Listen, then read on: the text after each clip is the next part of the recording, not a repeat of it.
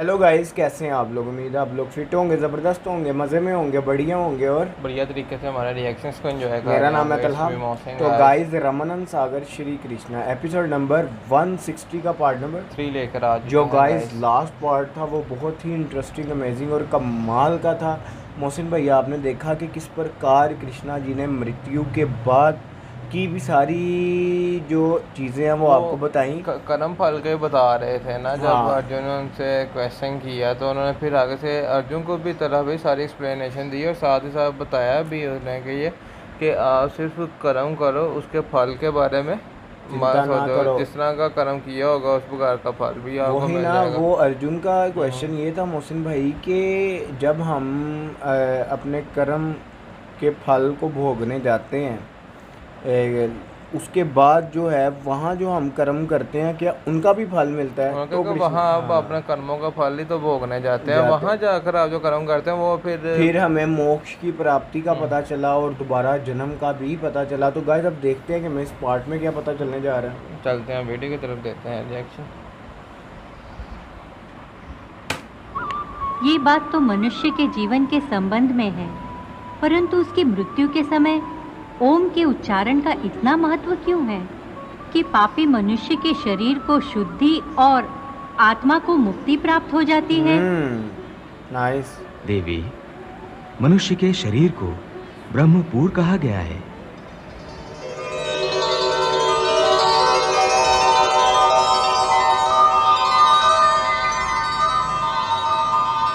और मानव देह के भीतर हृदय कमल में आत्मा की दिव्य ज्योति प्रकाशित रहती है। आत्मा की दिव्य ज्योति। मृत्यु के समय जब मनुष्य ओम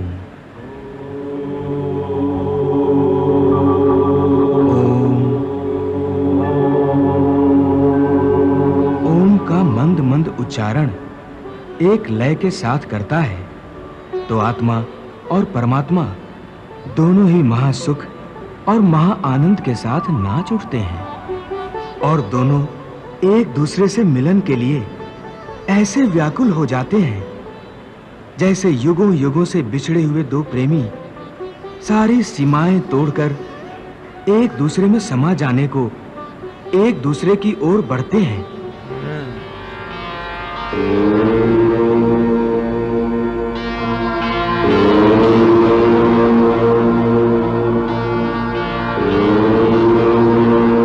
वाह प्रभु वाह, आपने परमात्मा से आत्मा के मिलन की इतनी सुंदर, इतनी मोहक व्याख्या की है। देवी, मानव शरीर को प्रभु ने मुक्ति का द्वार कहा है, परंतु मनुष्य इसके महत्व को समझ नहीं पाता। इसी महत्व के कारण मानव शरीर की रचना भी विशेष रूप से की गई है। मनुष्य का देह एक छोटा सा ब्रह्मांड है जिसमें समस्त लोकों का निवास है। ब्रह्मरंध्र ब्रह्मलोक का प्रतीक है। मानव शरीर में तीनों लोग कैसे समा गए हैं प्रभु? मनुष्य के शरीर में पैरों से नाभि तक भूलोक है।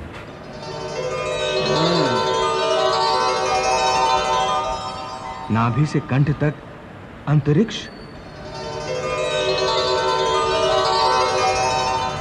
तथा कंठ से कपाल तक स्वर्गलोक है और कपाल में महा, जन, तपः और सत्यलोक है।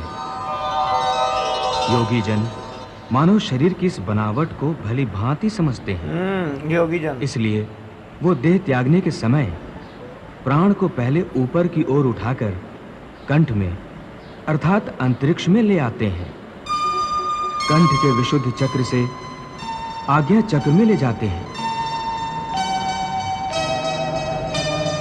और यहाँ से कपाल में सहस्रार में स्थापित करके ब्रह्मरंध्र के द्वारा ही अपने प्राण शरीर से निकाल देते हैं।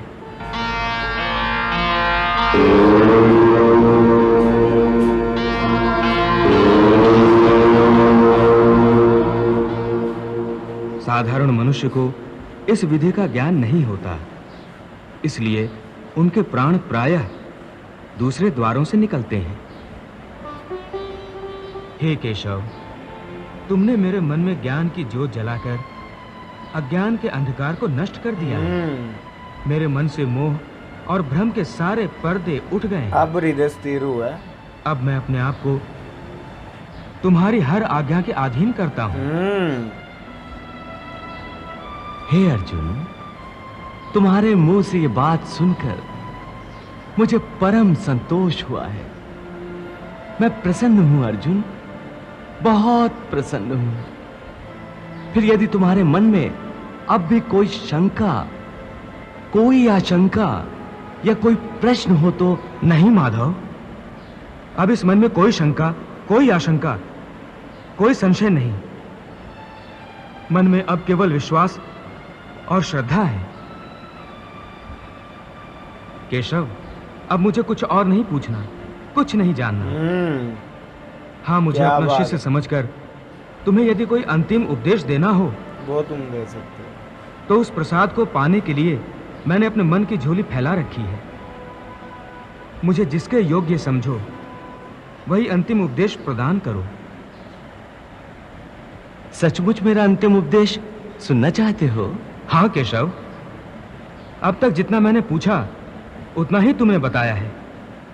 अब मैं चाहता हूं कि मेरे प्रश्नों की सीमाओं से भी परे जो और है वो अपनी इच्छा से तुम मुझे बताओ। यदि वो जानना चाहते हो अर्जुन जो तुम्हारी बुद्धि और तर्क से परे है तो सुनो।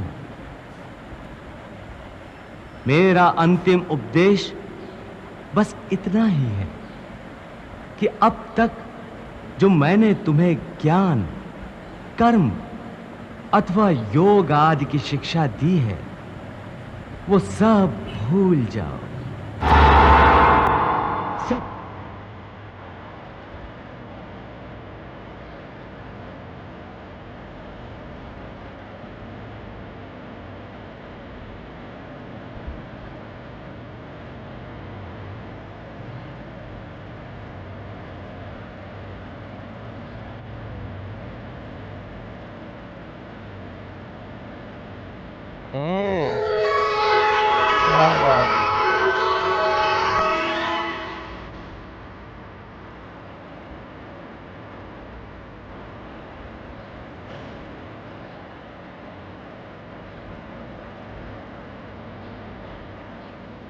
हाय हाय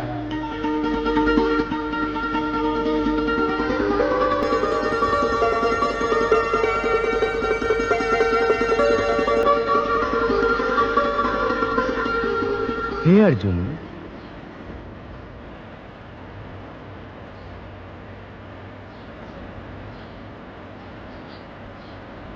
पाप मुक्त।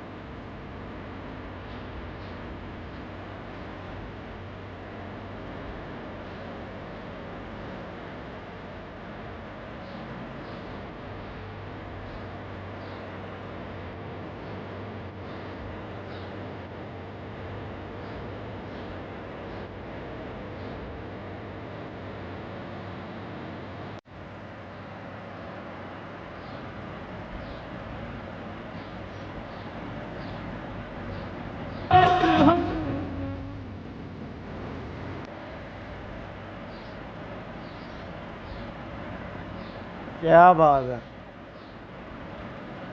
अब अर्जुन का हृदय स्थिर हुआ है। बेटा अब मुझे कुछ नहीं, मतलब कि मेरे सारे क्वेश्चन खत्म हो चुके हैं, लेकिन मेरे क्वेश्चनों से भी अलग, उनसे भी कोई परे अगर आपके पास कोई ज्ञान है तो आप भी देना चाहते हैं, मेरी झोली तैयार है। तब उन्होंने फिर बताया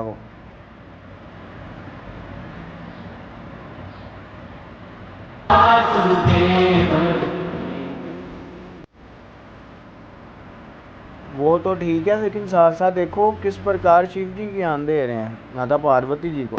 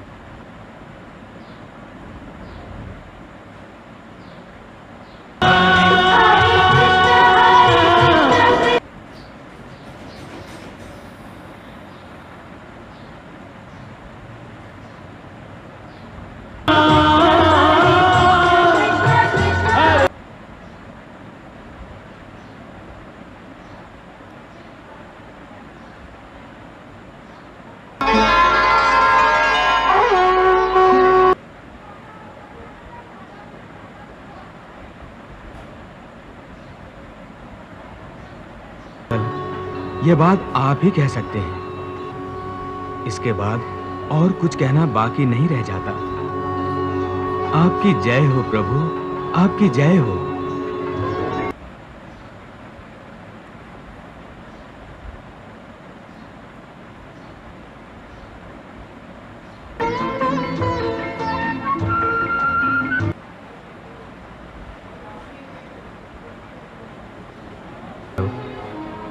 सारे बंधनों से मुक्त होकर अब मैं अपने आप को तुम्हारे श्री चरणों में अर्पित करता हूं। मुझे आज्ञा दो कि अब मैं क्या करूं। अर्जुन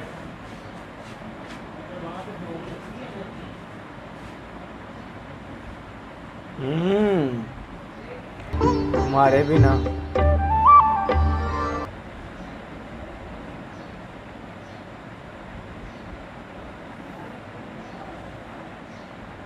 तनेगा।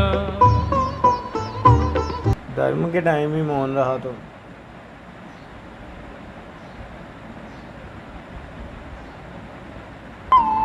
तुझ पर लोग हंसेंगे,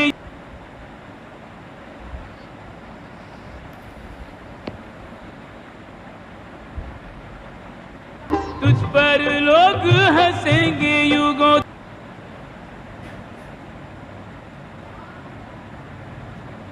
ज्ञान कीर्ति मिलेगी केवल। तो गाइस यहाँ ख़त्म हुआ ये पार्ट। क्या Heavy part हो कमाल गया का पार्ट था था भाई।